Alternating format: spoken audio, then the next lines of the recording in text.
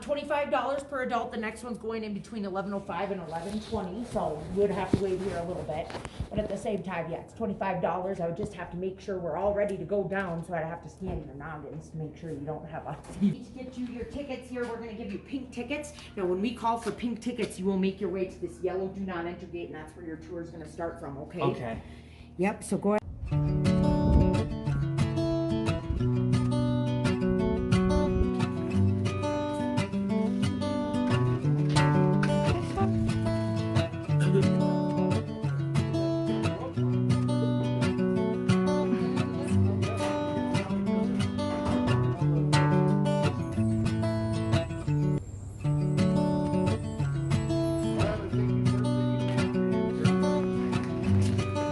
Ahead of me.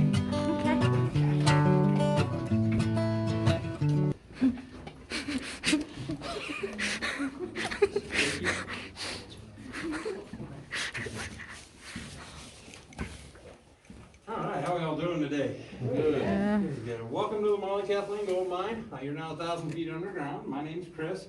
I'm going to start out by showing you how the old timers used to drill holes to put dynamite in. You take a starter steel and single jack. Hit that and spin it. So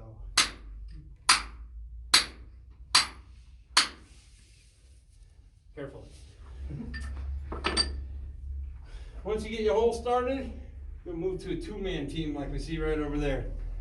One guy holds a 6-foot drill steel over his shoulder. The other guy swings at it with a sledgehammer. Here's the hard part. How little lighting we have. Candlelight and lantern, so there's a lot of trust between partners there. From the candlelight and the lantern, we advanced to a carbide lamp.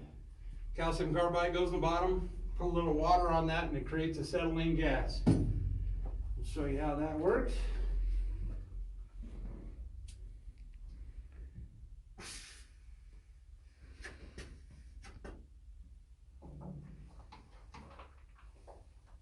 Pretty decent little light. You'd have 3 or 4 of these in your work area. Your eyes got adjusted pretty well. You also have one on top of your hard hat like we see here. These little guys would last about 4 to 6 hours before you had to refill them. With our candle light, you bring 8 to 10 candles down per 8-hour shift. And when you ran out of candles, time to go home. Here's what we're using today. Lithium-ion batteries, LED bulbs. Very lightweight unit. The light it puts off is pretty nice. Your eyes get adjusted pretty well. Early versions of this were what we see here. These are called wheat lamps. This is basically a small car battery, and that'd be strapped to your hip. Weighed about 5 to 10 pounds. With the wheat lamps, you get about 12 hours of charge before you had to recharge. With the ones we have today, you're getting 16 to 24 hours before you get recharged. All right, we're going to move in here.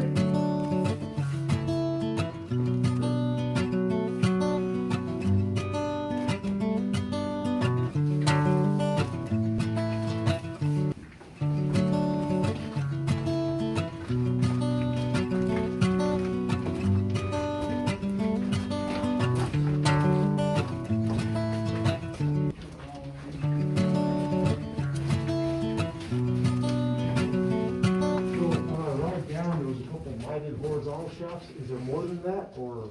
We have 5 different levels here. Okay. Yep, we have the 200-foot level, the 400, 600, 700, and here at 1,000. All right, so we're going to drill our holes 6 feet deep. We'll load them with explosives and blast. What we end up with after the blast is what we see right back in here. That's called a muck pile. Each 6-foot blast is going to create anywhere from 12 to 16 tons of rock. The old timers would have to shovel all that rock by hand into a 1-ton ore car like we see here, using a shovel just like this, number 2 muck stick. So a lot of physical labor, and again, Not exactly the best lighting conditions. And from the handheld shovel there, we advanced to this machine right over here. This is called an IMCO 12B mucker. This is air powered, pneumatic. IMCO was one of about 5 different companies that made a version of this. You do have to make your tunnels taller and wider for this equipment, but your production increase was well worth the effort. I'm going to run this machine for you here, folks. It is a little bit loud. If you'd like to plug your ears, please feel free.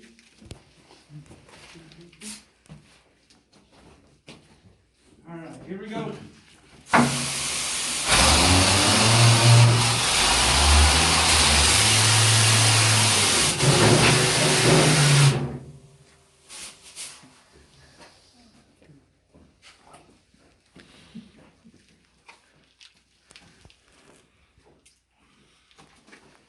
We like that machine. A lot easier than shoveling all day long, guarantee that. So you had to have the tracks down before you blew it, right? Yes. Okay. So you had a temporary track down. So it was basically a piece of plywood with some timbers on it and the tracks laid on top of it. Yeah, there were some dangers with that though. As you can see, the bucket goes right across where my face was. So guys not paying attention, knocking themselves out, broken noses, chipped teeth, all kinds of different things. So any of the equipment down here when we're running it, you gotta be on the ball, paying attention to what you're doing. It'll jump up and bite you at any moment. About how many years ago did they go from this to something more like this? So early versions of this came out in the 20s, Okay. but weren't very common. These weren't really common until after World War II. And early versions of this one will rotate, you can rotate it with muscle power. The early versions were just straight on. So you can clear right where your tracks went, now it's about it, you had to shovel the rest anyway, so. All right, we're gonna move into here now.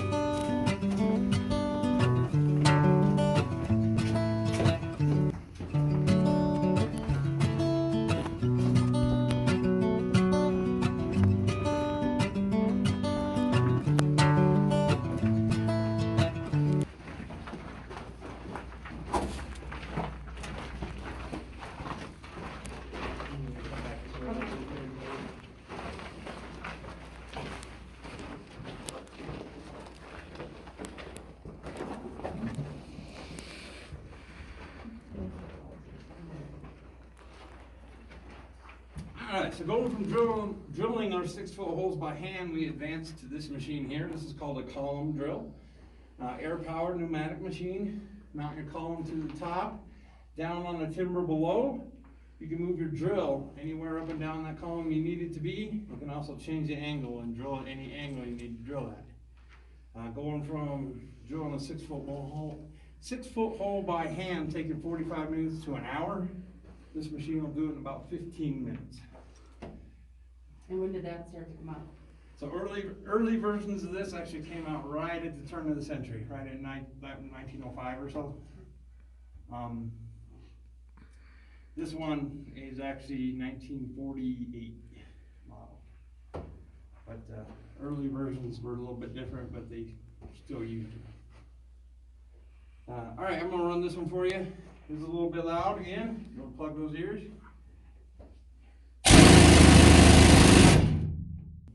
Each 6-foot hole will get 4 sticks of dynamite in it. The dynamite is right here. It's about 18 inches long. In the end piece of dynamite, the very first piece of dynamite that goes into the hole, will have a blasting cap attached to a fuse. Shove that in the dynamite, push it in the hole. The other 3 sticks just get pushed in right behind it. And then the fuse will run the full length of the hole, and then you'll connect the fuses all to one spot and light one fuse to light the whole thing. This is how we drill our holes. This is our blast pattern. The 3 holes up top here are the back. We've got our ribs on the side, center pattern in the middle. Down below are the lifters. Before we blast, we'll actually set a steel plate right in front of our blast area right here. These lifters are drilled down at an angle that will allow us to explode in our sequence, and then they bounce everything backwards, and it all comes back and lands right on the steel plate right here. So when we're mucking out, with our tracks right here on that steel plate, we're mucking off that steel plate instead of off the ground. Makes life a little bit easier. How many times a day would you blast? Back when they first started, it would be once per shift, per 12-hour shift.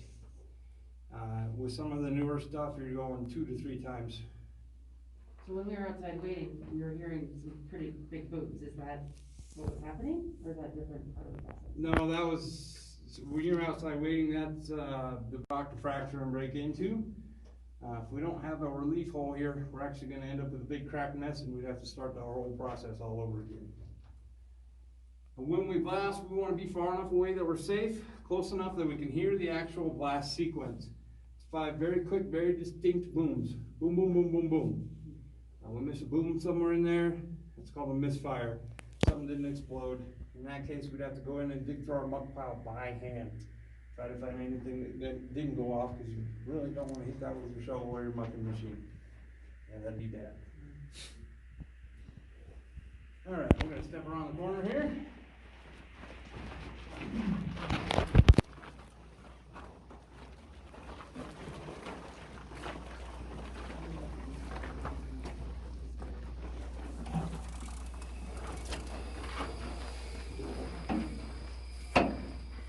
Alright, what we have here is called a jack leg drill. This is the drill that's used today.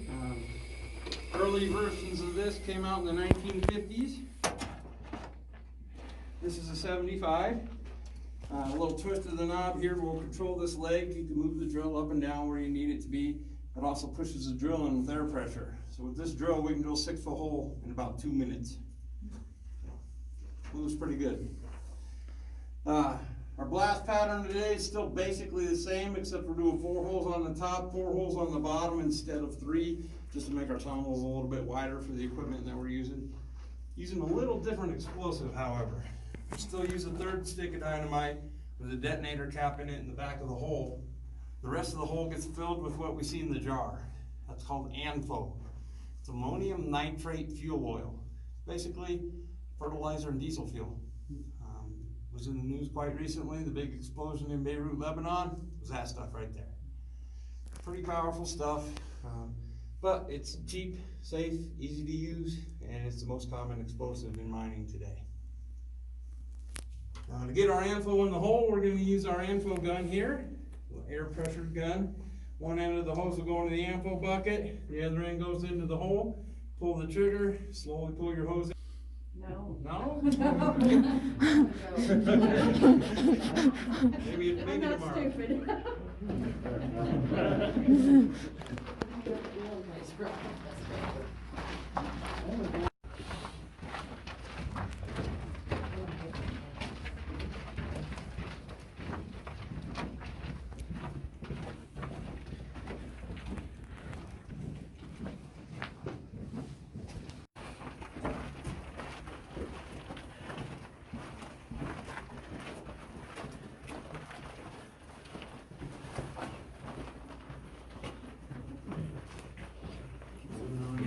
stupid.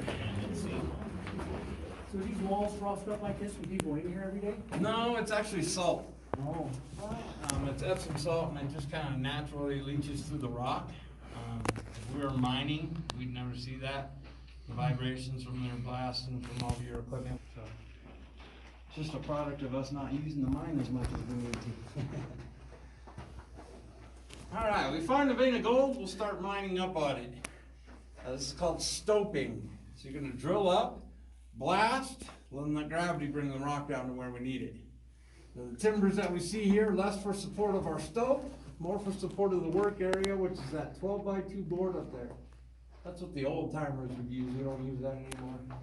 That's what they stood on.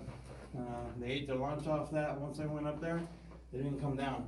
Not for any reason at all, except if it was time to blast or time to go home. You can see right here in our display, this gentleman's up on his 12x2 running the drill, drilling straight up. We'll load all those holes with explosives. Blast, all that rock will then come down to an area we've designated for it to land on. We can then use a machine like this one called a Slusher. So here's our Slusher here. It's got a cable connected to it with a pulley on one end and a half bucket in the middle. We use that half bucket to pull our rock down into a wood ore chute, which brings it right down to our ore car, and then we can take it to the shaft and take it up to the surface to be processed. Always trying to control the flow of that rock as much as possible. We don't want it free falling, causing a lot of damage to our mine. All right, we're gonna run this one for you.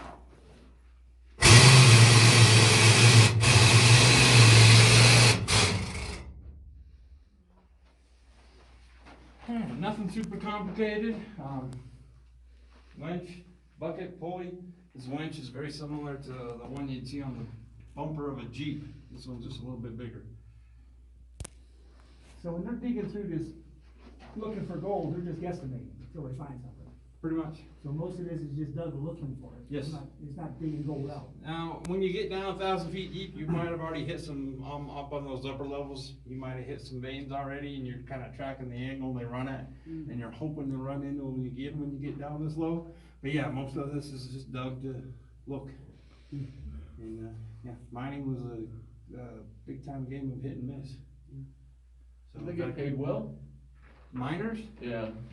Yeah, for the day they did, $3 a shift for the most guys, and then guys like this, the stopers, were the highest paid men in the mine, and they'd get anywhere from $5 to $7 a shift. And today? $30 to $40 an hour. Do they shake you down when you come out? Yeah, a lot of mines do. A lot of mines did back then. They gave you uniforms and everything. You had to empty out your lunchbox in front of this boss. Yeah. There's a lot of shakedown going on back then. Anything. Yeah, it's like, what do you see? So we're have to look for indicators. About 99% of the world's gold is actually found just like this. It's mixed in with the rock. We don't find free gold or pure gold very often. So gold nuggets and gold dust, that's all rare. This is how it's found, and so indicators to let us know that there's stuff there are something that we have to look for. This is a long continual crack formation, so if you actually see it starts right behind this gentleman, this crack does, works its way up, goes all the way over, comes through here, starts to work, it starts to angle down through here, and it actually ends up right over in here.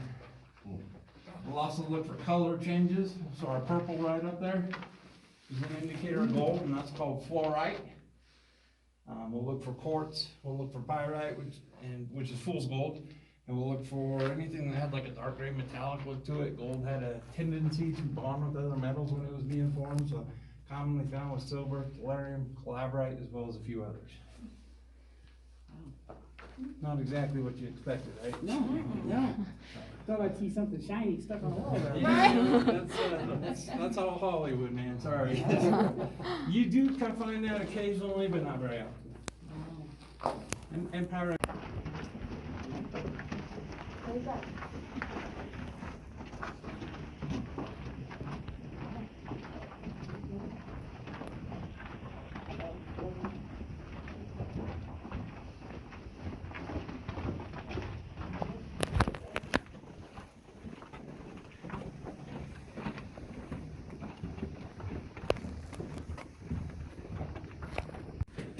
That's good. We'll just fill in this area as well.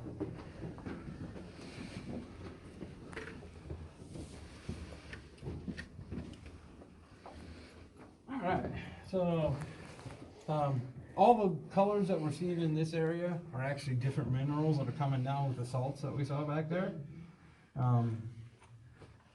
Any of the green that we see is actually going to be copper. Yellow is sulfur.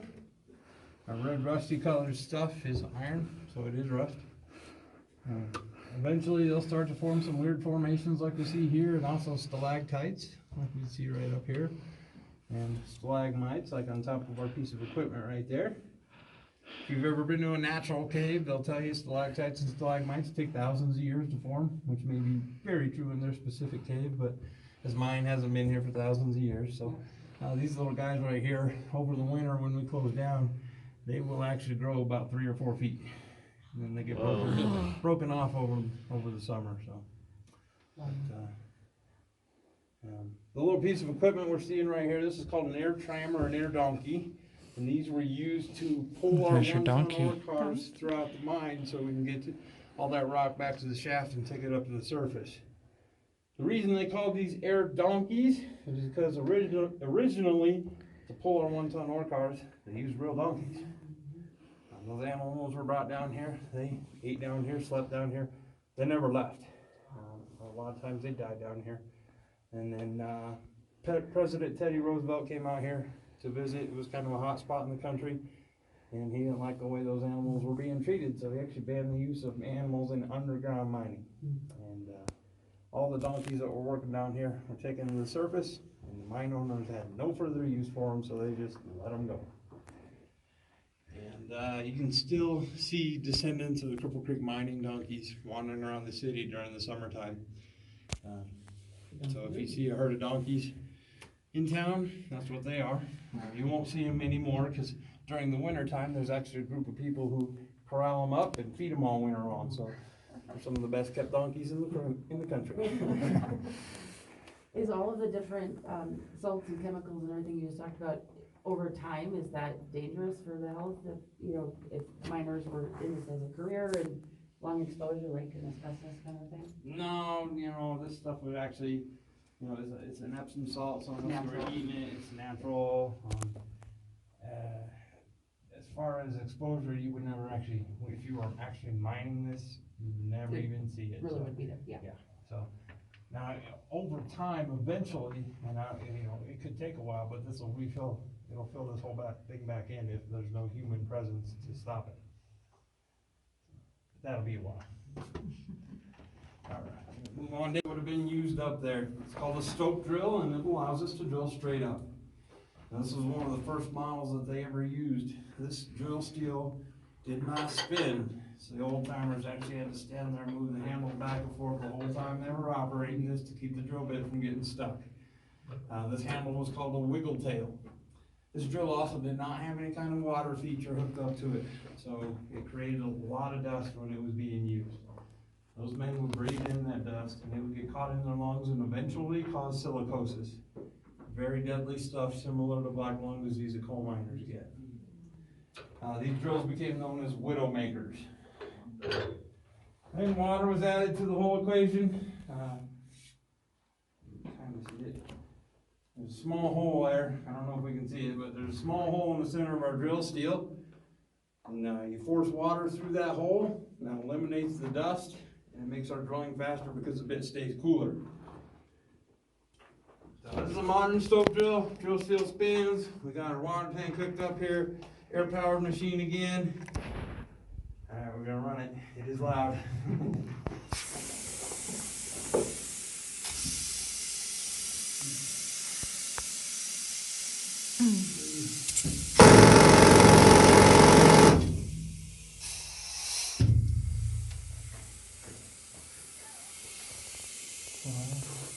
Why does it sound so hollow in here? It didn't sound like solid rock. It's just where we're at right here. This is a larger area than what we've been doing all the rest of the stuff in. So, but no, this rock's solid. Okay. What does mine yield over its lifetime? The records weren't really kept all that well in this specific mine, but the best guess is about $750,000 worth of gold when it was $20 an ounce.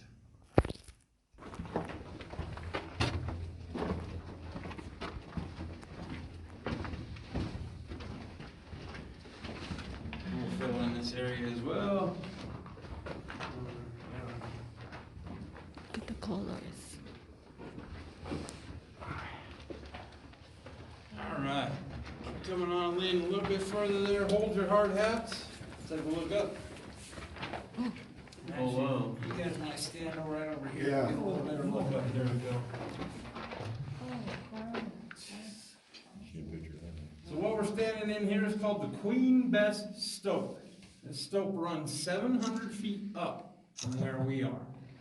They didn't actually mine all 700 feet from this location. They found this on the 400-foot level of this mine, mined up on it a ways, decided they wanted to chase this vein, and then instead of mining down on the vein, which is a lot more difficult than just sinking a small shaft, They sank the shaft down to 600, behind over the, hit this vein again, 70 years, and 65 of it was chasing this vein. Did it produce? It did. It varied in spots. The richest spot this vein produced, it was 5 ounces of gold per ton of rock. Now to make money down here, even today, and to get up there, normally this ladder would extend all the way to the ground. We took it out for safety reasons because little kids like to climb it. But to get our tools up there, you don't. Go ahead on in there, anywhere you'd like to sit. Please watch your step getting in.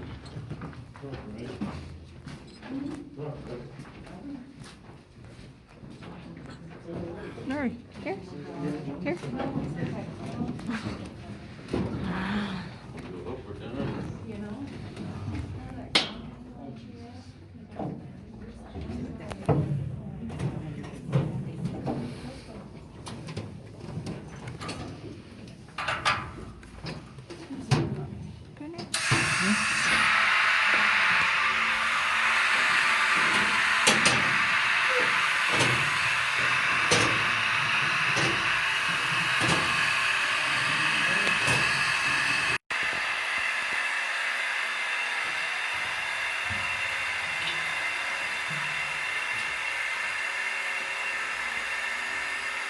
Alright, so what we're liking is we'll find one of these in a vertical shaft mine. This is one for the horizontal entrances called adits. The guys sometimes had a mile or two to go to get their work area, so they load up all the equipment on these things and away they went. These things came in all shapes and sizes. Some of them were covered, some of them weren't. Some of them had rails on the outside, some of them didn't. None of them had the fancy plastic blue seats that we're sitting on today, so we're riding in luxury. As we're going along in here, please make sure keep your hands, fingers, elbows, everything inside at all times, and please don't stand up.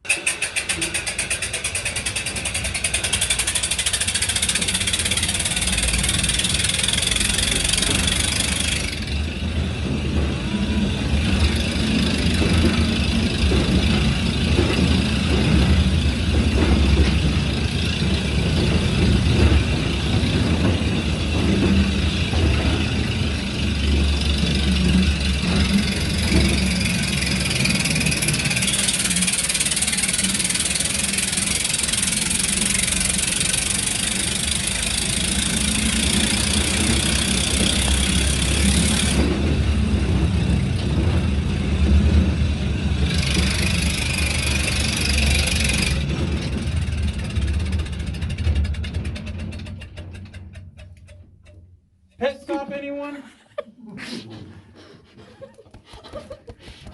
I'm so sorry. If you did have to go to the restroom down here, there was not a setup like this usually. So number one, you just went where you were. Number two, you'd find an empty bucket or an old dynamite box, use that, and then that would have to be emptied out on the surface at the end of the day.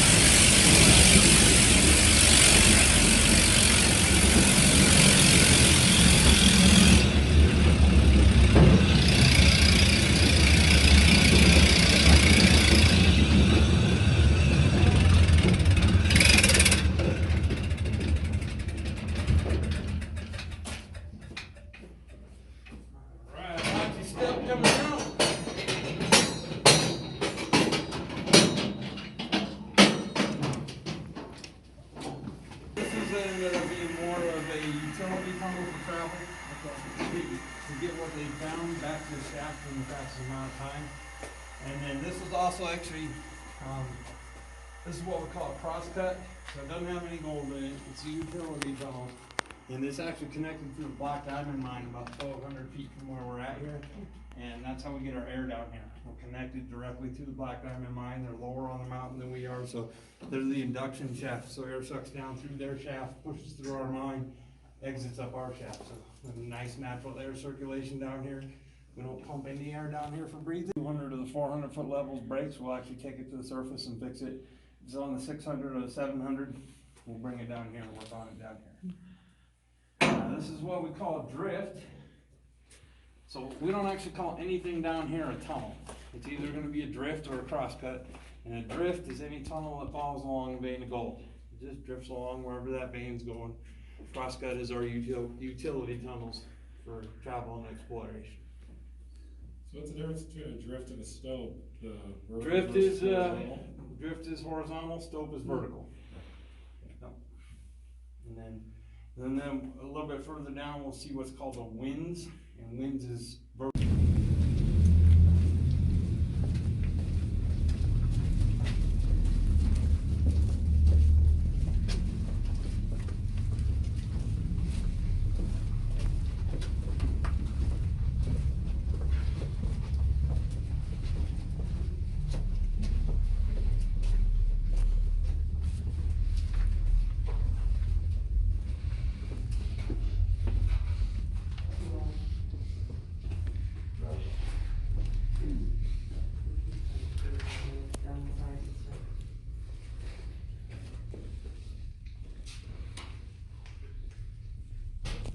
Get 1 ounce of gold.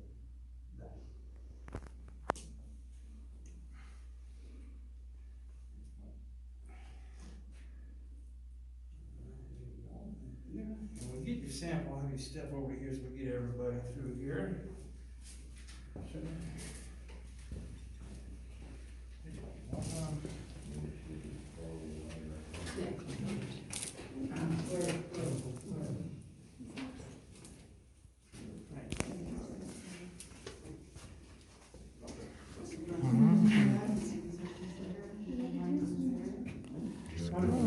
Yeah.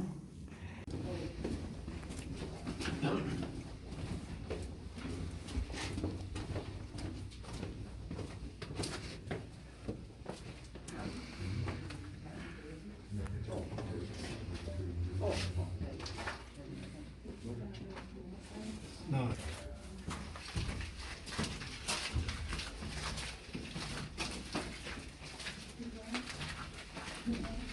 Right there's good. Right here? Yep. Okay.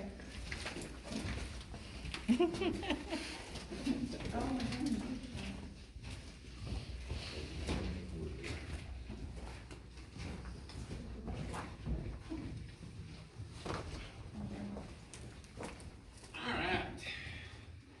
So we saw the stope mining right here. W-I-N-Z-E, mining that goes down, and it's not commonly practiced. It's a lot more work than mining up. Gravity doesn't help us in this situation at all.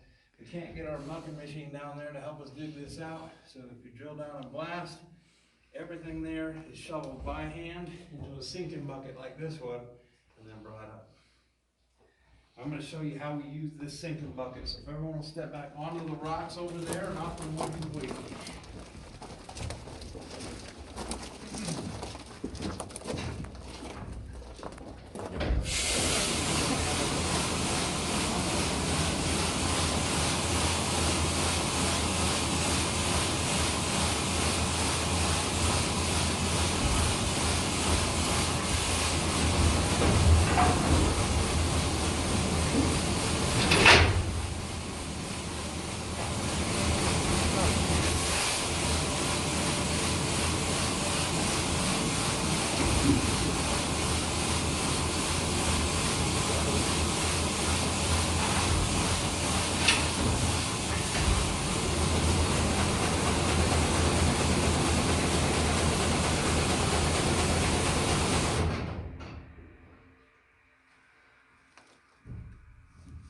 Pretty creative little invention. Basically, somebody got sick of emptying those buckets out by hand, so first started using this kind of system up on the surface, sinking your shaft, and then scaled it down and brought it down for use underground. So because of the work involved, that's why it was much preferable to go try to chase it underneath it and come up, right? Absolutely. Yes, they would much rather, when you're sinking your shaft where you come down, you have to sink that, because you gotta get down here somehow. But when you're trying to chase this down, it's a ton of work. And it's all physical labor, so every chance they got, they go. The reason they did this one here, in the late 50s, the price of gold was just, and they had a pretty good idea they weren't gonna last much longer mining, so they chased this vein as long as they could, as fast as they could, without sinking the shaft, because that would just cost too much time. And then in 61, they shut down mining operations completely. But those about another 200 feet below where we are. All right, moving here now.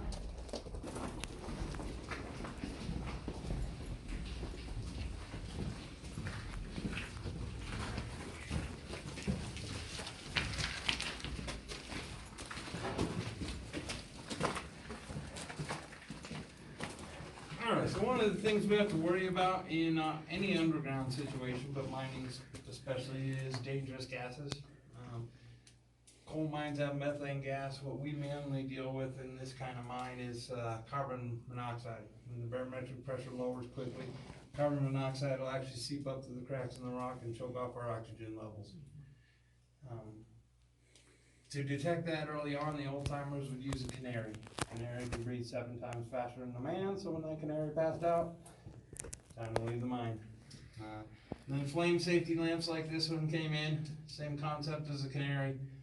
Flame needs oxygen to burn, so if you run out of oxygen, that flame goes out, you know it's time to leave the mine. Today we have electronic monitors. They do the exact same thing, they just beep at you. You should never go underground without any kind of O2 device with you, because just putting your own life on the line, those gases will get you, and they'll get you in a heartbeat, you wouldn't even know it hit you.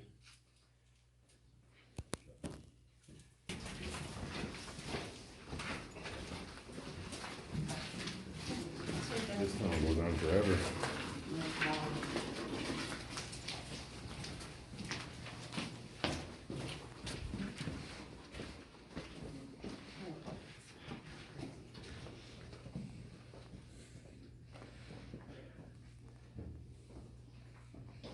Alright. I'm gonna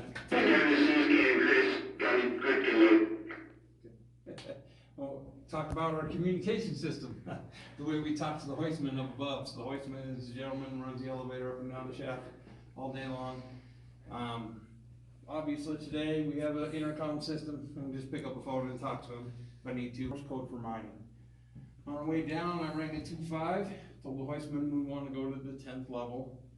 Then rang a 3, and I'm gonna run slow, and then a 2, lower us down. So 2, 5, 3, 2.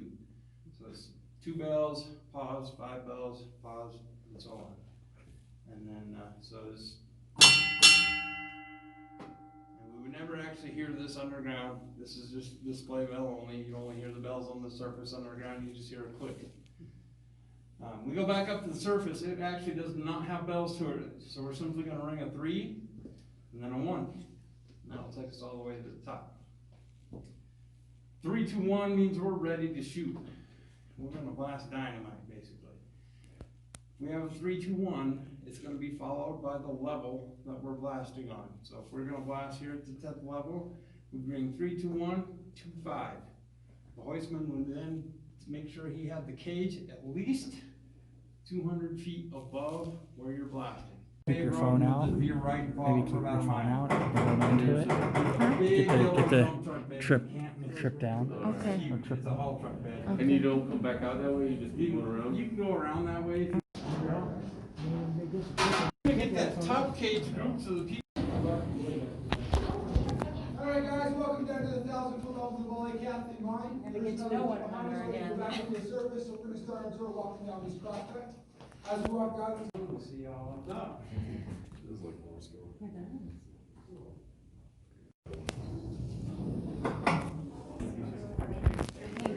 Thank you. Thank you. You go first. You go first. Take this way. Yeah. Your sweetheart. Oh, In her room, we were squished. so glad I didn't eat breakfast. Oh.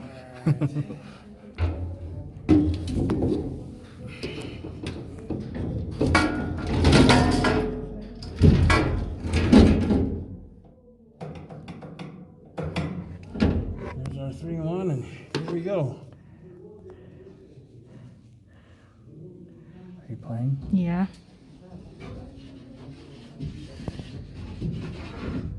Wow.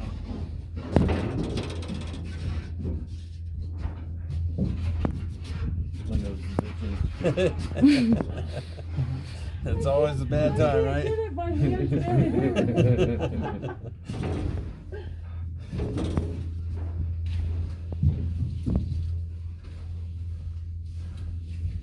Yeah, as we're going along here, each light that we pass actually is just 100 feet. So that was just a 700-foot level that we passed. They said there was a 600 foot? Yes. So we'll be seeing that shortly, right about now. And then the next one will be 400 foot. We'll also see a red light when we see the 400 foot.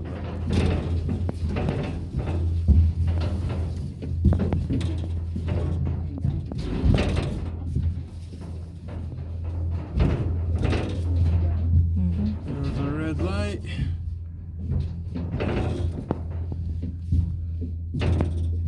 And then 200, and then we'll be home free.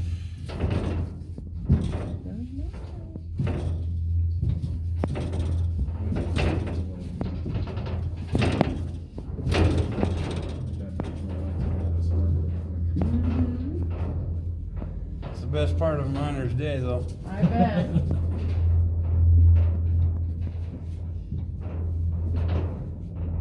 The worst part is being down here all day. You went down, it was like 50 degrees on the surface. You get back up here, it's -10, and there's a foot of snow. Oh. So does it stay constant 50 degrees or Down there, yep. Wow. For us, it does. Not every mine was 50 degrees, though. They were all different depending on geothermal properties. All right, go ahead and just drop your hard hats right in the barrel there, and then I'm going to give you your ticket back after I get